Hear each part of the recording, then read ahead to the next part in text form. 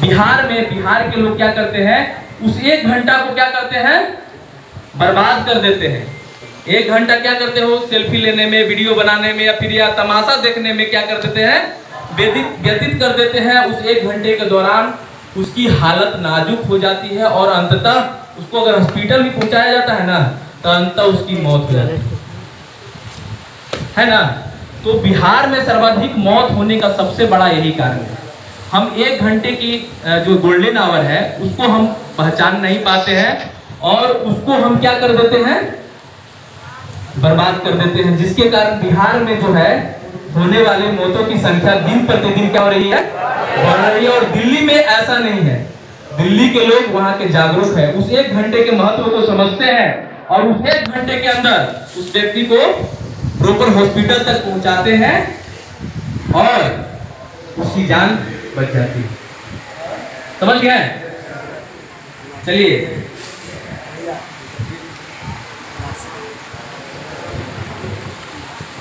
Road accident में सबसे जरूरी चीज होता है 2 पहिया वाहन। ज्यादातर मौतें 2 पहिया वाहन वालों की होती है, उसमें 18 से 40 वर्ष के एज ग्रुप वाले शामिल। तो हमें इसके लिए क्या करना चाहिए, रोड एक्सीडेंट कम करने के लिए 2 पहिया वाहन वाले हेलमेट का प्रयोग करें, बातचीत नहीं। दूसरा, स्पीड कंट्रोल रखें, ओवर स्पीडिंग नहीं, ड्रिंक लेकर गाड़ी ना चलाएं। ये सारी चीजें सभी लोग जानते हैं, आप लोग भी जानते हो, लेकिन पालन नहीं करते हैं, है ना। जेब्रा क्रॉसिंग का इस्तेमाल करें, पैदल चलने वाले हैं वो साइड से चलें, उनको जल्दी रहती है, कार आ रही है कोई मतलब नहीं, हाथ देगा, मोबाइल से बात कर रहे हैं और चल रहे हैं। तो सबसे बड़ा एक और कारण है मोबाइल का इस्तेमाल। गाड़ी चलाते समय मोबाइल फोन का इस्तेमाल ना करें। ये सारी चीजें आपको पता है, इसलिए जा रहा है कि आपने सीखना है और आप अपने जहां समुदाय में रहते हैं, जहां भी जाएं, इन सारी चीजों को लोगों को भी बताना है। 4 व्हीलर वाले सीट बेल्ट का प्रयोग करें। दरवाजा खोलते समय कभी भी राइट साइड से ना उतर के पहले पीछे देख लें, कोई गाड़ी तो नहीं आ रही है। बाएं सड़क में किनारे करके तब फिर दरवाजा खोलें, बाएं से उतरे। ये छोटी छोटी चीजें हैं जिनको हम याद दिलाते हैं कि सड़क एक्सीडेंट, रोड एक्सीडेंट को कम करने के लिए पहला, रोड एक्सीडेंट के 4 पिलर बोलते हैं। सबसे पहले शिक्षा, इसके बारे में जानकारी आपको होनी चाहिए, रोड एक्सीडेंट होने का कारण और उसको कम करने का उपाय, क्या क्या करने से कम हो जाएगा। दूसरा, इंजीनियरिंग, रोड का जो बनावट है, कहीं कहीं पे देखे होंगे एक ही बार गली से निकलता है, सामने हाईवे है, दाहिने साइड में मकान बना हुआ है, वो दिखता नहीं है आपको, रोड पे कोई गाड़ी आ रही है। तो जो बनावट है रोड का, वो भी एक कारण है। अगर सही तरीके से रोड का जो नहीं निर्माण किया गया है, कहीं कहीं पे देखिएगा ढलान, जहाँ पे मोड़ होता है वहाँ पे अगर ढलान नहीं है वहाँ पे एक्सीडेंट होता है। ब्रिज वगैरह अगर सही तरीके से नहीं है, तो ये इंजीनियरिंग है। तीसरा है एम्बुलेंस। आपने नया एक रोड निकला जिसपे कौन सा नंबर है, 1073, हाँ, टोल प्लाजा, वो उस पर आप डायल कीजिए तो आपको उस रोड के लिए कहीं भी हेल्प के लिए वो गाड़ी खड़ी रहती है उस रोड पे। ज़्यादातर एक्सीडेंट हाईवे पर होता है, कारण स्पीड, हाईवे पर स्पीड रहता है ना गाड़ी का। आप भी जब निकलते हो हाईवे पकड़ लेते हैं तो बोलते हैं कि 60 से नीचे गाड़ी चलता ही नहीं है, एकदम एक्सीलेटर खींच के चलते हैं। तो गाड़ी को कंट्रोल में चलाना है और रोड एक्सीडेंट को कम करने के लिए आपने जो भूमिका निभाना है, आपने जो सीखा है, उन चीज़ों को ध्यान में रखना है। अगर एक्सीडेंट हो जाता है तो किसी को आप हेल्प कैसे करेंगे, उसके बारे में हम जानेंगे। ब्लड कंट्रोल, स्प्लिंटिंग और सीपीआर। Media team. ओके, सबसे पहले सीखते हैं अगर ब्लड ज़्यादा ब्लीडिंग हो रहा है तो उसको कैसे रोका जाए। डेमोन्स्ट्रेशन भी दिखा दूंगा और आपसे कराऊंगा मैं। ये सारी चीजें आप लोग जो जिनको नहीं दिख रहा है पेड़ के पास हो, आप इधर आ सकते हो, आगे आ जाना जिनको नहीं दिखे, ऐसे नहीं सारे उठ के मत आ जाना। मैं करके दिखाऊंगा और आप लोगों से कराऊंगा, सारे लोगों से पूछूंगा। ये ब्लड रोकने का चारों तरीका याद रखना और करके दिखाना। Thank you sir.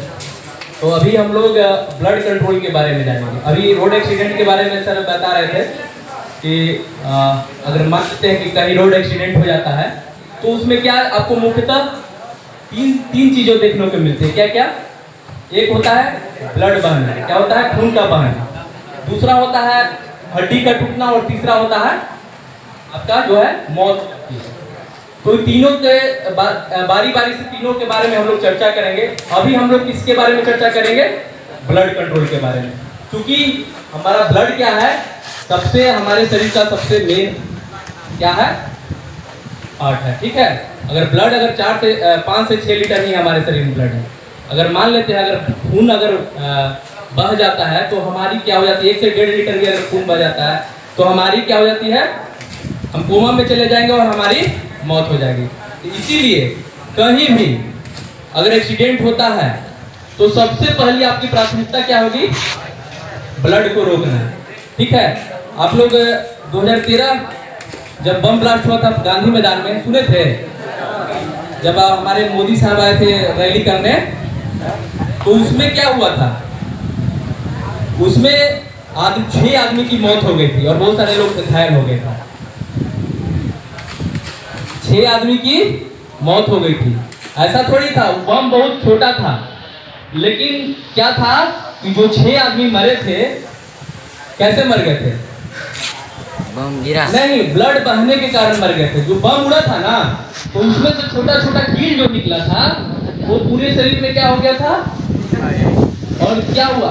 इसके कारण क्या हुआ? ब्लड लगातार बहता गया और ज्यादा पावरफुल बम नहीं था, ब्लड बहने के कारण 6 लोग मर गए थे।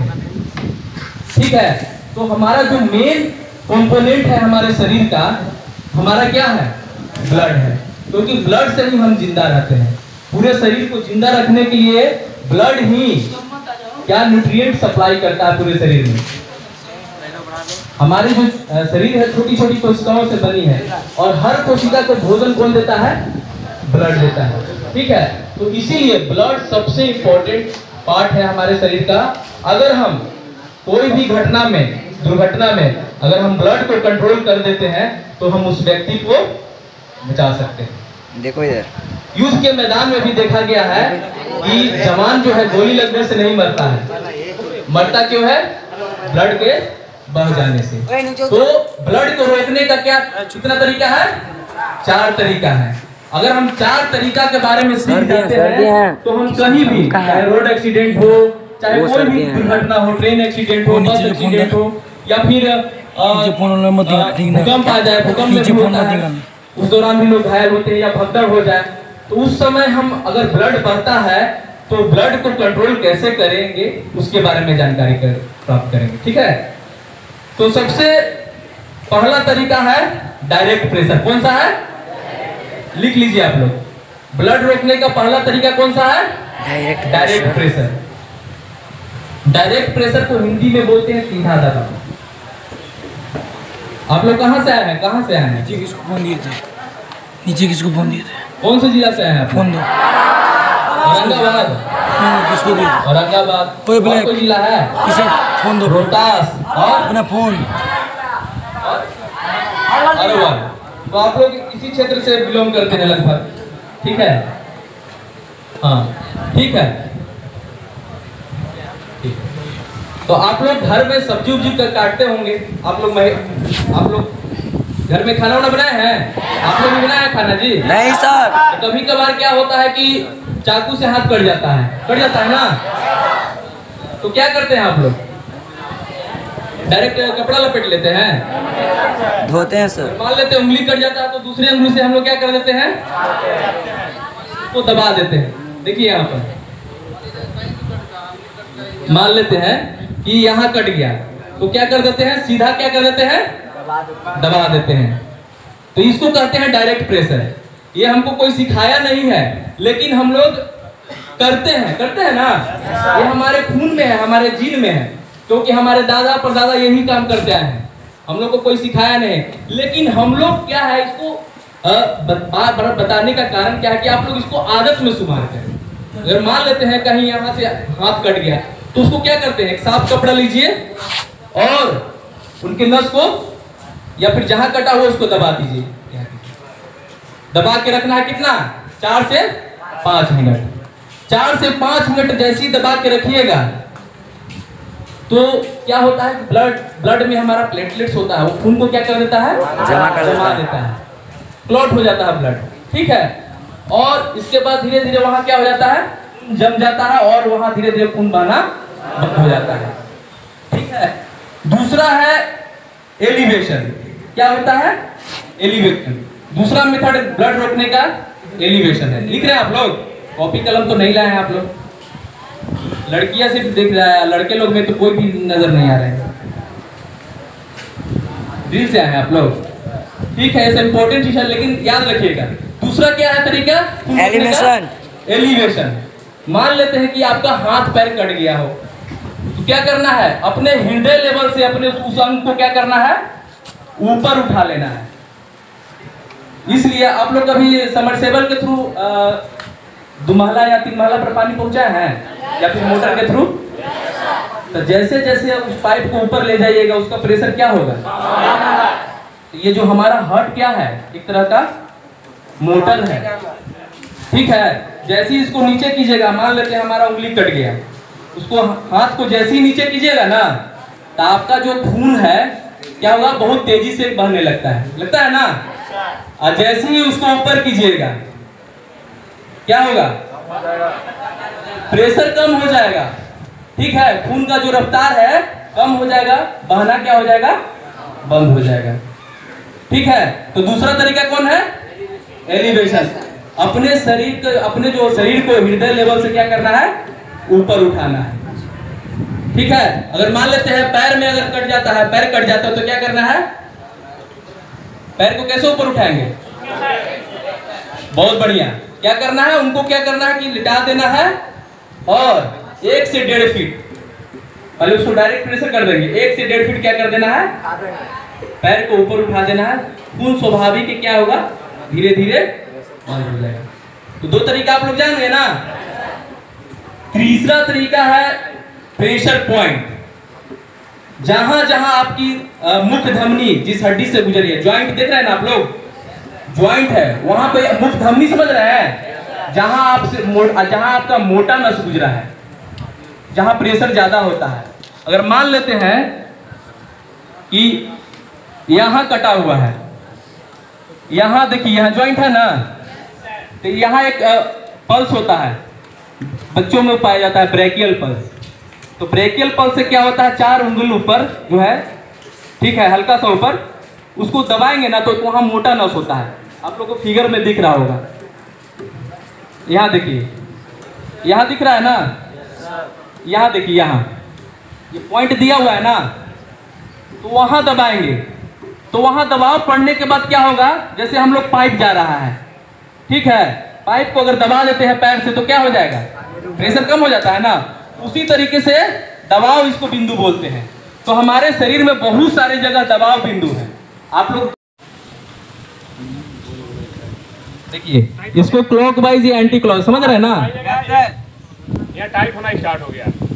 अब इस पे ध्यान देने वाली बात है कि काटा कब है, ठीक है, उसका टाइम नोट कर लेना है, और कब बांध रहे हैं उसका टाइम, क्योंकि आप जो बांध रहे हैं, आपका इस पार्ट को जीवित रखने के लिए आपको ब्लड का आवश्यकता पड़ता है। ठीक है, आप ज़्यादा उसको कस के बांध दीजिएगा, टोर्निकेट कर दीजिएगा, पता चला कि वो हाथ कटने से तो नहीं मरा ब्लड बहने से, बाकी जो बांध के रख दिए उसका डेथ सेल जितना होगा, आगे वाला पार्ट सेल मरना स्टार्ट हो जाएगा, क्योंकि सेल को जिंदा रखने के लिए ब्लड चाहिए कि नहीं। तो हमको टाइम इस पर देखना चाहिए, यहाँ टोर्निकेट कर देना है, ठीक है, इसको हम लोग फिक्स कर देते हैं। तो ध्यान देना है कि हम आपको बता रहे थे कि जितना ये कारगर तरीका है उतना ही क्या है, खतरनाक भी है ना। अगर मान लेते हैं, सर अभी बता रहे थे कि अगर उसको बांध के छोड़ दीजिएगा तो क्या होगा कि 1 घंटा के बाद इधर का जो जितना भी कोशिकाएं होगी वो क्या हो जाएगी, मरने लगेगी, इधर क्या हो जाएगा, पॉइजन हो जाएगा ना, पॉइजन हो जाएगा। जैसे ही आप डॉक्टर के पास ले जाएंगे। डॉक्टर थोड़ी जान रहा है कि कितना देर बांधे हुए थे आप। जैसे डॉक्टर खोलेगा, इधर का जितना भी विष है, टॉक्सिक है, वो पूरे शरीर में क्या हो जाएगा, फैल जाएगा और आपका हार्ट, लंग्स, किडनी सब क्या कर देगा, ब्लॉक कर देगा और आपकी मौत हो जाएगी। तो इसीलिए क्या करना है, हर 10 मिनट के बाद 10 सेकंड के लिए क्या करना है, खोलना है, ढीला करना है।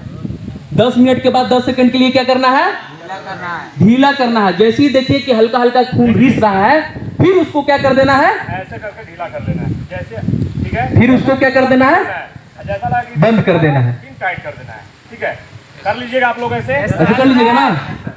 तो इसी तरीके से करते हुए, अगर मान लेते हैं किसी का पैर कट गया, हाथ कट गया, अमूमन यही केस में होगा टॉर्निकेट, हाथ कट गया, पैर कट गया, तो ऐसे करते हुए हमको डॉक्टर के पास ले जाना है और जो कटा हुआ भाग है उसको भी ढकना है इन्फेक्शन से बचाने के लिए, और उसको भी बांध देना है। ये नहीं कि कटा हुआ तो इसको खाली छोड़ देंगे, यहाँ भी क्या करेंगे, बैंडेज पट्टी का उपयोग करेंगे। तो ऐसे करते हुए हम अपने जिला अस्पताल या जो बढ़िया अस्पताल है वहां तक हम लोग ले जाएंगे। और पट्टी, अगर खून बह रहा है तो उस पट्टी को क्या करना है, फेंकना नहीं है, उससे डॉक्टर